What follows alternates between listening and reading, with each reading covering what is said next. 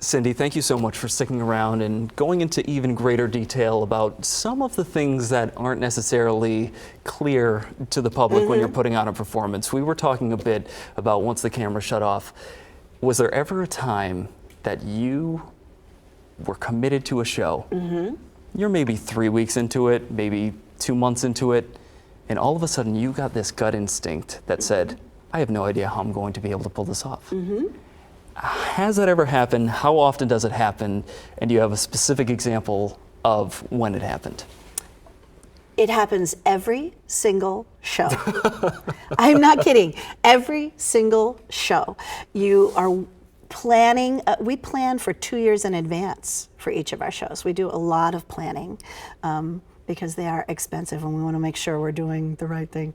And 2, 3, 4 weeks in, there's always something that's like, oh my gosh, we've bit off more than we can chew. We will never get the costumes the way we want them to. We will never get the rain to fall when it's supposed to. We will never get the snow to go the way it's supposed to.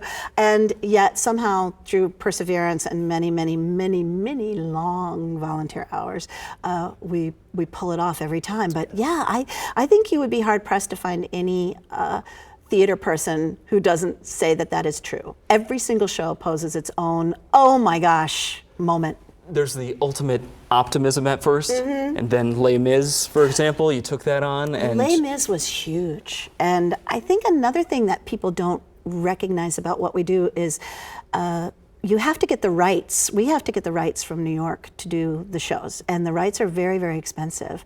And for years, people kept saying, why aren't you doing Les Mis? Why aren't you doing Les Miserables? And the fact is the rights were not available until very recently. And many of the shows, when people say, why haven't you done this? Why haven't you? It's because the rights are not available. So when the rights were finally available for us to do Les Mis, we slated it for our 40th anniversary year. It was a huge production. It cost us well over $200,000 to produce.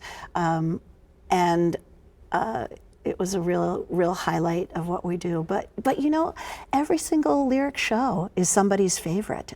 It's so funny as I go around the community in the grocery store or downtown or something, someone will come up to me and let's say, oh, Legally Blonde was amazing, it was my favorite. Oh, the Peter Pan that you just did was incredible, it was my favorite. And everyone has a favorite lyric show. Everyone does, and hopefully White Christmas will be their favorite. Yes. Once again, that is coming up next week. Tickets have been selling off the hook. Here's another thing. I don't think people know that White Christmas is a new show.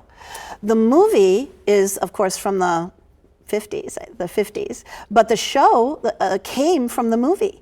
They created the Broadway musical from the movie, and the Broadway musical has only been around for about 15 years, I think. So the musical is brand new. Even more incentive for folks at home to go give a call to the Flynn Theater. Yes. Syndi Zook, I thank you so very much once again for spending your time with us, getting a break from all the chaos, and now we're going to send you back right into it. So, Thanks. Thank you.